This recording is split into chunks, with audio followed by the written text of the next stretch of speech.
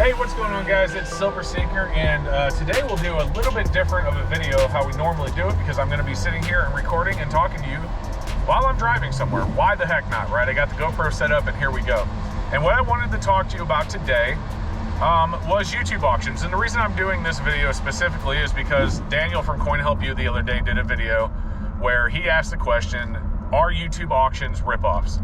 And he had a lot of very valid points, and he was very supportive of a lot of the YouTube auctioneers, and for good reason, because the high majority of them are, you know, legitimate people that are selling legitimate coins. They're not overrepresenting or misrepresenting coins, and we're going to get into the reason that that is something you need to be aware of. And so he had a lot of good comments, and he had a few comments from a couple of people that were negative against YouTube auctioneers, and that's fine. Everyone's entitled to their own opinion.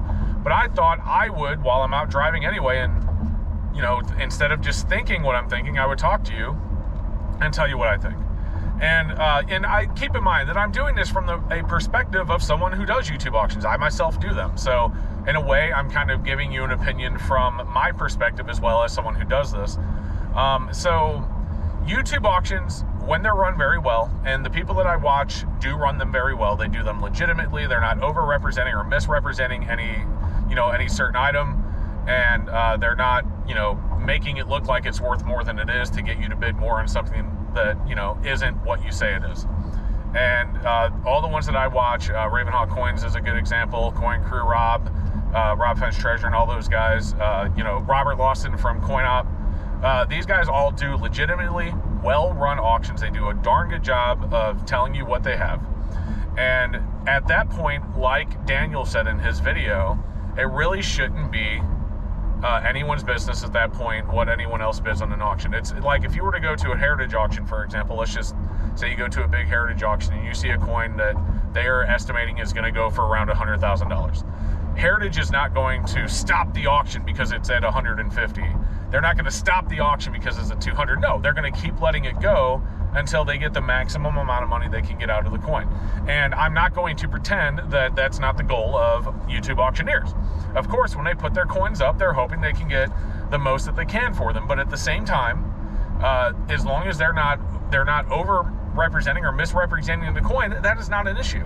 If someone is willing to spend a little bit more on a coin than it's worth, say a coin's worth 50 and they spend 75, but they're doing it to support the creator that they've come to appreciate or enjoy their content, then there's absolutely nothing wrong with that.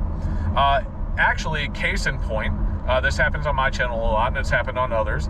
Someone will actually bid on an item, and then they'll just give it away to the chat because they're supporting the channel, and at the same time, you know, they're generously donating to the community something that someone would really enjoy. There's a lot of people out there that just don't have the money to bid in these auctions, and or to donate to the coin roll hunts, for example, or to buy their silver. And so there's a chance for people to get coins that they wouldn't normally be able to get because of people like this.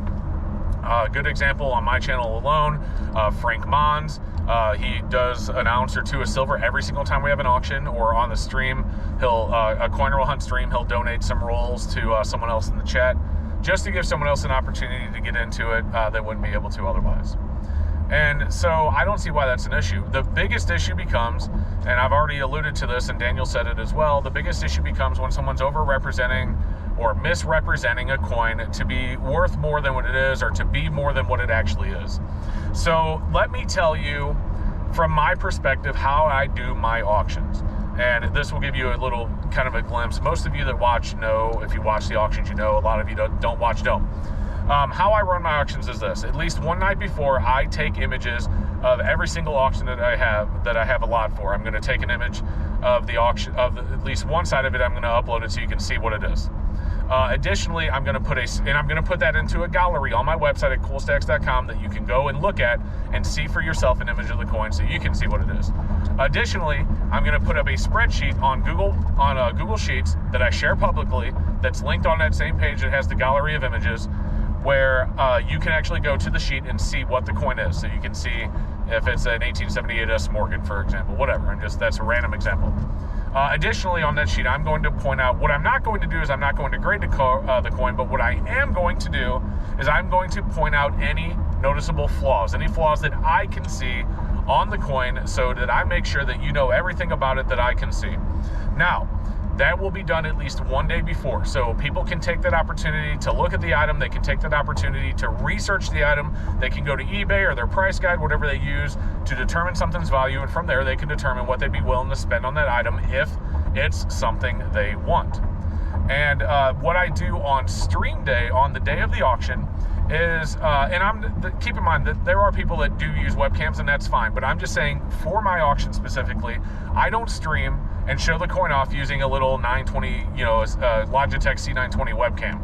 I have a high definition 4K Sony ZV-1 camera that's hooked up to my computer via HDMI through a 4K capture card so that you can see the images, and I stream, by the way, in 1080p, so that you can see the coin right there on the screen. I will tilt it in the light so you can see any flaws that may pop up while you're looking at the coin on the stream. I show both sides of the coin. I tilt the coin, I rotate it so you can see flaws, you can see luster, whatever you need to see to help you determine if that's a coin that you want. I start all of my auction lots at $10. It doesn't matter what it is. It doesn't matter if it's a $50 coin. It doesn't matter if it's a $100 coin. It doesn't matter if it's a $250 coin. It doesn't matter. I've done GSA CCs, for example, on my channel before. I started them out at $10. If people want to bid them up to what they're worth or beyond what they're worth, that is totally fine. I never, ever, ever expect anyone to do that, but I do certainly appreciate it when they do.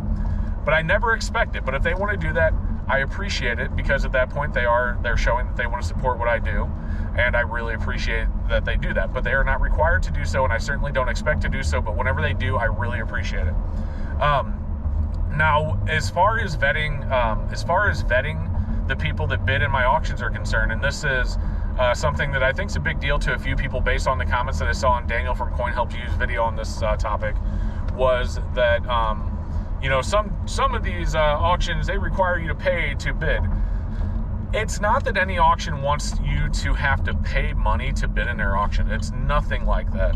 What it is some channels require YouTube channel memberships for this reason and this reason alone.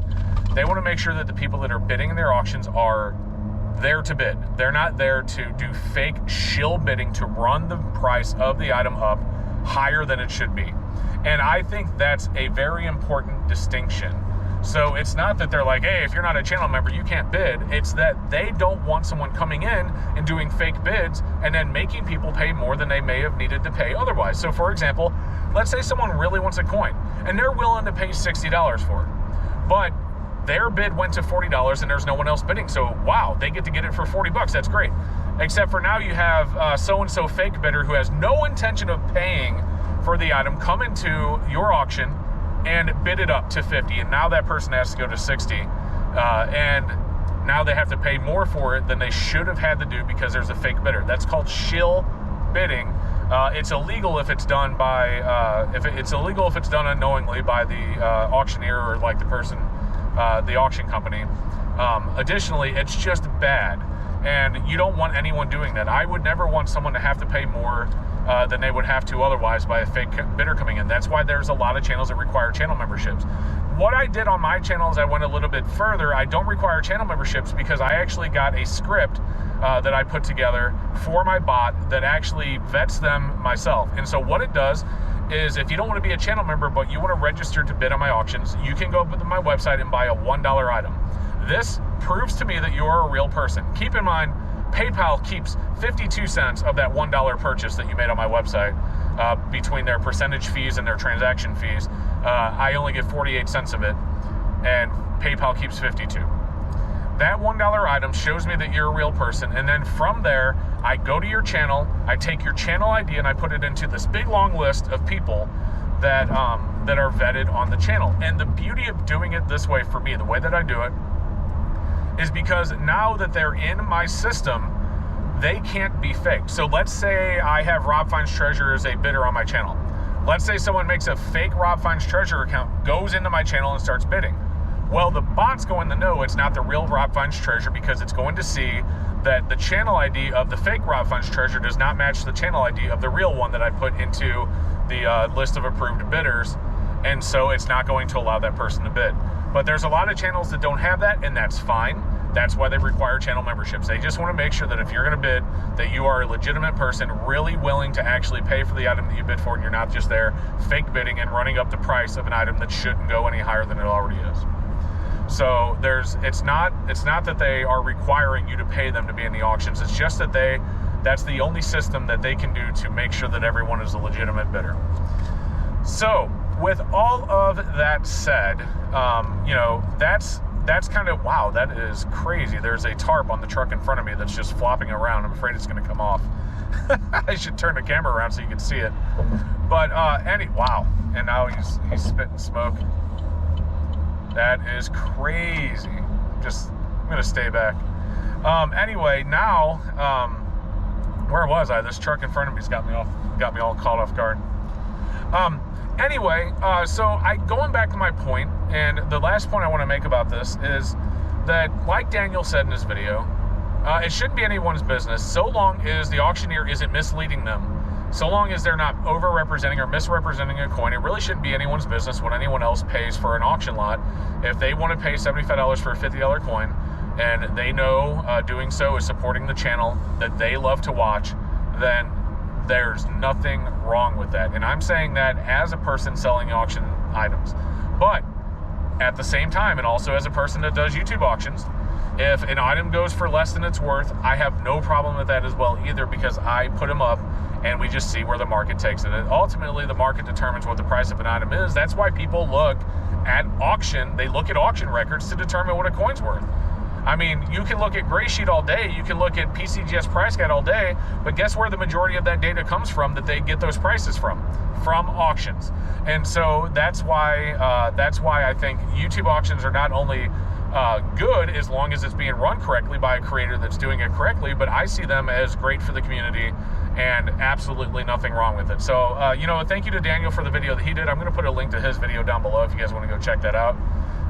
Thank you for watching my ramble, because I did ramble a lot, but again, when I'm driving, I'm thinking, and when I'm thinking, why not just talk to you? You might see more videos like this because you're getting it straight from me without it being edited, without it being scripted or rehearsed, or, you know, me going back and re-recording something I didn't like. You can just see me driving. You can unedited from my mouth to you, and I'll probably do more videos like this. So let me know what you thought about this video, and if I missed anything, if there's anything you wanted to cover, do so down in the comments below. I really appreciate you guys watching the channel and hanging out, and I really appreciate your support. So with all that said, thank you so much. Thank you to my channel members for supporting the channel, and we'll see you next time, guys. Thank you. Hey guys, thank you so much for watching. I hope you enjoyed the video. I did leave a video above you can check out if you haven't seen it yet. I also want to give a huge shout out and a huge thank you to my awesome channel supporters scrolling right there on the right hand of the screen. Thank you so much for watching, and we will see you in the next one.